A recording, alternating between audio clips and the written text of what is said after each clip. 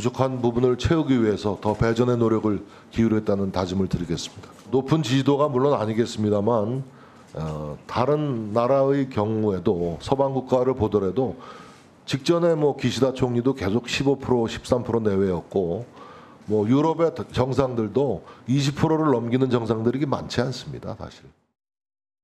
오늘 비서실장님 모습을 보니까 무슨 개선 장군인 것 같습니다. 남들이 보면은 대통령 지지율이 한 60%쯤 나오는 상황에서 국회에 오신 것 같습니다. 지금 비서실장님 같은 분들이 대통령을 모시고 계시니까 지지율이 19%가 나오는 거 아닌가 하는 생각이 들고요. 차내기 직전인 이준석 당대표를 거론하시면서 이런 식으로 마십시오. 국민들한테 눈속임하려고 하니까 지지율이 19%가 나오는 겁니다. 아니 천하람 의원님은 들어보세요. 명태균 씨랑 이준석 대표랑 새벽 4시에 사찰에 가서 홍매와 같이 씹었잖아요. 손바닥으로 하늘을 가리려고 한다고 그게 되겠습니까? 개혁신당 지지율이나 생각하십시오. 지금 장난하시는 뭐 하시는 겁니까? 저희 지지율은 지금 개혁신당 지금 국정감사 하시는 겁니까? 대통령의 지지율이 낮아지는 원인이 아까 제가 오만과 독선이라고 했지 않습니까? 그러면 비서실장이라도 자세를 낮추고 송구하다 상황을 겸허하게 보고 있고 저희들도 이런 문제를 타개하기 위해서 노력하겠다 이런 낮은 자세를 보이는 게 기본인데 저런 식으로 그 개혁신당 지지율이나 신경 써라. 또 당신들 칠불사간 얘기나 이렇게 하고 그러니까 논점을 벗어난 얘기거든요. 논점을 벗어난 얘기로 그 국회의원과 싸우려고 하는 것은 매우 부적절한 태도고 저런 그 비서실장의 저런 태도가 대통령실의 이미지를 더 나쁘게 하고 지지율을 하락시키는 요인으로 윤석열 대통령 국정 지지율이 10%대로 떨어졌습니다. 비서실장님, 19%대는 윤석열 대통령 취임 이후 처음인 거 확인하셨죠? 어떻게 하실 겁니까? 윤 대통령 앞으로 더 잘할 것 같지가 않은데 다음 주는 더 떨어질 것 같은데 걱정 안 되십니까? 부족한 부분을 채워서 더 열심히 노력하라는 신호라고 저는 생각합니다. 채워질 것 같지 않은데 그런가요? 질문의 요지를 잘 모르겠습니다. 예. 첫 10%대 지지율. 그러니까 취임 후에 가장 낮은 지지율이다. 오늘 이렇게 소개가 되고 있습니다. 오전에 나온 결과거든요. 일단 한국갤럽 여론조사 결과인데요. 보겠습니다. 여기 보시면요. 대통령 직무수행 평가입니다. 이거를 9월 이후에 쭉 시계열로 쭉 봤죠. 그러면은 맨 앞에 보시면 23%고 비슷하게 가다가 좀 내려가는 모습인데 오늘 결과가 나왔거든요. 그러니까 10월 5주차 조사인데 긍정평가, 그러니까 이게 지지율이라고 볼 수 있죠. 19%가 나왔습니다. 20% 밑으로 내려간 건데 이거는 집권 이후 처음이거든요. 자, 그리고요. 지역별로도 여러 가지 분석이 되고 있는데 특히 대구, 경북, TK 지역입니다. 여기는 국민의힘 보수 텃밭으로 돌아가는 건데 여기 보세요. 오늘 나온 거는 18%입니다. 일주일 전에 26, 그전에는 31, 앞서선 37. 그래도 꽤 높게, 상대가 높게 유지를 하고 있었거든요. 그런데 오늘은 18%까지 내려간 겁니다. 자, 이 얘기를 좀 어떻게, 이 상황을 어떻게 봐야 될지. 자, 오늘요. 두 분의 전직 국회의원 모셨는데요. 김영우 전 국민의힘 의원 나와 계시고요. 그리고 홍익표 전 민주당 의원 자리에 오고 계십니다. 안녕하십니까? 네, 안녕하세요. 자, 우선 김영우 전 의원님.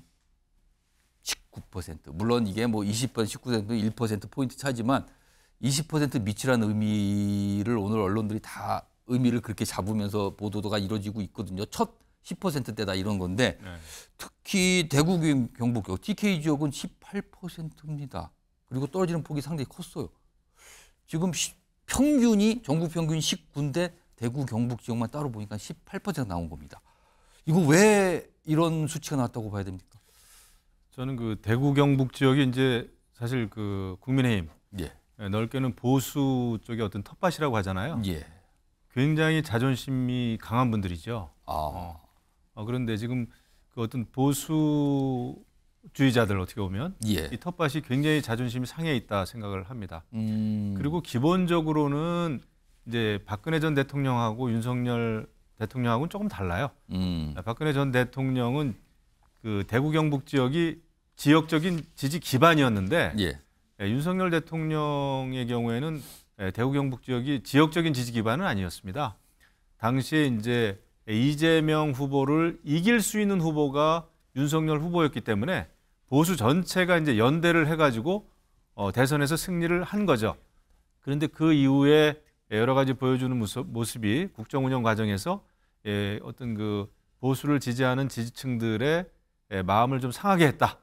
아마 이런 것이 결정적으로 작용하지 않았나 이렇게 생각이 됩니다. 그래서 10%까지 이제 내려갔는데 뭐 그렇다고 해서 이제 잘하면은 나중에 또 이제 어떤 보수주의의 어떤 자존심을 살린다든지 아니면 정말 한번 해보자라고 하는 분위기가 조성이 되면은 다시 돌아오실 분들이지만 지금은 굉장히 어떤 그 뭐라 그럴까요? 민심에 어떤 그 회초리를 들었다. 그래서 이제 윤석열 대통령도 잘 생각하셔야 돼요. 여기서 돌을 맞으면서도 갈 길 가겠다라는 얘기를 했지만 어떤 돌인지 이 돌이 의미하는 그 의미가 무엇인지 이 회초리 이런 거를 봐가면서 예. 돌을 너무 많이 맞으면은 예. 갈 곳이 없어집니다. 가는 게 아니라 제대로 서지도 못해요. 그래서 국정 운영 자체가 불가능해집니다. 그래서 어떤 그 전광판을 안 보겠다라고 과거에 얘기는 했습니다만은 이거는 결국은 그 이 돌이라고 하는 것은 민심이거든요. 예. 그래서 지금은 굉장히 좀 곱씹어 볼 시기다 이런 생각이 드네요. 오늘 또 한 가지 지지율 조사가 공개가 됐죠. 이것도 좀 화면으로 보겠습니다. 여기 먼저 엠브레인 퍼블리 이렇게 돼 있어요. 이제 문화일보 뭐 의뢰인데요. 긍정평가, 부정평가 수치가 있죠. 그러니까 긍정평가니까 이게 지지율로 볼 수가 있는 거죠. 여기는 17%를 기록했습니다. 역시 10%대입니다. 지금요. 홍익표 전 의원님, 전체적으로 봤을 때 윤석열 대통령의 지지율 하락세, 그러니까 10%대 지지율이 처음으로 기록이 된 거예요. 이 원인 이거 어떻게 좀 판단하십니까? 네. 갤럽 지지율 보면은 예. 이게 19% 나온 거면 플러스 마이너스 오차 범위를 감안하면 되게 16%에서 22%라는 얘기가 되죠. 그렇죠. 오차 범위를 따지면 그렇게 따지면요. 됩니다. 이건 굉장히 이제 그 내려갈 만큼 내려간 거다 이렇게 생각이 됩니다. 과거 박근혜 대통령 탄핵 시절에 한 자릿수까지 떨어졌거든요. 예. 사실 한 자릿수 가면 의미가 없습니다. 그 다음부터는요. 근데 지금 원인을 보면은 한 몇 가지가 있는데 보통 구조적 요인하고 상황적 요인을 좀 구분해 봐야 될 것 같아요. 구조적 요인은 역시 가장 큰 것은 경제 민생 문제가 굉장히 어렵다. 전반적으로 그 시장 물가나 또는 이 어떤 삶의 질 이런 문제에 대해서 상당히 어려움이 많습니다. 그 문제에 대해서 물론 뭐 그 국회가 여야가 해법 없이 싸우고 있는 것도 책임이지만 예. 이런 민생 문제나 그 경제 그 일반에 대한 무한 책임을 지는 거는 정부 여당이고 예. 대통령이거든요. 그런 측면에서 대통령이 이런 문제에 대해서 어떠한 해법도 또는 그 대안도 지금 제시하고 있지 않는 거에 대한 구조적 요인이 작용하고 있다고 생각을 하고 상황적 요인은 역시 그 김건희 여사 관련된 문제 또는 여러 가지 당내 지금 의혹과 논란이 있지 않습니까? 이런 부분들이 어떤 상황적 요인으로 작용을 하고 있는 것 같아요. 그러니까 기본적으로 대통령이 이런 문제가 제기되면 뭔가 인정하고 그다음에 개선하려고 한 노력이 있어야 되는데 국민들이 보기에 매우 오만과 독선, 그러니까 인정도 안 하고 뭘 바꾸려고 하지도 않고 경청하지도 않는 모습에 대해서 지지율이 계속 하락하고 있는 거고 그게 소위 그 보수의 텃밭이라고 하는 가장 핵심 지지 기반인 TK에서도 이런 그 지지율 하락이 일어난 것은 오만과 독선에 대해서 조금 그 회초리를 과감하게 든 것 아니냐. 거기에 이제 하나 더 덧붙인다면 여권 내 분열 상황도 이런 요인 더 추가적으로 지지율 하락을 부추기는 요인이 됐다고 봅니다. 자, 그러니까 많은 분들의 삶이 너무 팍팍한 거죠. 민생에 관한 이유가 하나가 있었고요. 그 상황적 이유는 김건희 여사 관련된 여러 가지 논란과 의혹, 그리고 여당 내가 약간 분열상을 보이는 거, 이런 게 다 겹친 결과가 지금 이렇게 나온 거 아니냐라는 분석이신데요. 지금 국정감사가 이제 거의 끝나서 막바지죠. 오늘 국회에서는 운영위원회, 대통령 비서실을 상대로 이제 국정감사 여기 질의응답들이 좀 있었거든요. 여기에서도 지지율과 관련된 얘기들이 꽤 많이 나왔습니다. 일단 그 모습 좀 확인해 보겠습니다. 비서실장으로서 어떤 답변 주시겠습니까? 부족한 점이 많다고 생각하고 대통령을 지근거리에서 보필하는 사람으로서 너무 송구하다는 말씀도 드리고 부족한 부분을 채우기 위해서 더 배전의 노력을 기울였다는 다짐을 드리겠습니다. 높은 지지도가 물론 아니겠습니다만 다른 나라의 경우에도 서방 국가를 보더라도 직전에 뭐 기시다 총리도 계속 15%, 13% 내외였고 뭐 유럽의 정상들도 20%를 넘기는 정상들이 많지 않습니다, 사실. 오늘 비서실장님 모습을 보니까 무슨 뭐 개선 장군인 것 같습니다. 남들이 보면은 대통령 지지율이 한 60%쯤 나오는 상황에서 국회에 오신 것 같습니다. 지금 비서실장님 같은 분들이 대통령을 모시고 계시니까 지지율이 19%가 나오는 거 아닌가 하는 생각이 들고요. 차내기 억지로 직전인 이준석 당대표를 과도한 거론하시면서 경랑부회를 이런 하지 식으로 마십시오. 국민들한테 눈속임하려고 하니까 지지율이 19%가 나오는 겁니다. 아니, 천하람 의원님은 저 들어보세요. 명태균 제 씨랑 지휘 이준석 시간입니다. 대표랑 저에 새벽 대해서 4시에 이야기하는 것은 사찰에 제가 가서 홍매화 같이 신상방으로 씹었잖아요. 하겠습니다. 손바닥으로 하늘을 가리려고 한다고 그게 되겠습니까? 개혁신당 지지율이나 생각하십시오. 아, 지금 장난하시는 뭐 하시는 겁니까? 저희 지지율은 저희 지금 개혁신당 지금 국정감사 하시는 겁니까? 위원장님. 사과하지 자, 잠깐 시간 좀 멈춰주세요. 자, 사과하십시오. 사과할 일 아니에요. 저기 천하람 의원님, 사과 못합니다. 천하람 의원님. 야, 아까 금도라고 그랬죠? 그 금도를 내는 거예요, 방금. 지금 자, 잠깐만요. 예, 천하람. 오늘 이런 상황이었습니다. 정진석 대통령 비서실장이 출석했고요. 뭐 다른 참모들도 같이 있었죠. 그리고 특히 이제 오늘 공개된 지지율과 관련돼서 질문들이 있었는데 저런 모습이 있었습니다. 홍익표 전 의원님 어떻게 보셨습니까? 전 뭐 여야를 가리지 않고 국회에서 저런 모습을 보인 것은 정부 측 관계자가 있을 수 없는 일입니다. 과거에 국회가 여야가 그 이구동성으로 한 목소리를 낸 거는 예. 국무위원 또는 정부 측 관계자가 오만하거나 국회를 무시하는 발언을 했을 때에는 함께 질책을 했습니다. 예. 정진석 비서실장이 본인이 아마 다선 국회의원이고 국회 부의장까지 했기 때문에 예. 천하람 의원이 초선에 자기가 보기에는 아주 그 사소한 일개 의원에 불과해 보일지 모르겠지만 경험이 좀 뭐랄까요? 경험이 별로 없는 거다 이렇게 생각 없이 예. 한 걸까요? 그렇다 하더라도 지금은 그 헌법기관으로서 그 국민을 대표하고 있고 본인은 대통령실을 대표해서 비서실장으로 나왔지 않습니까?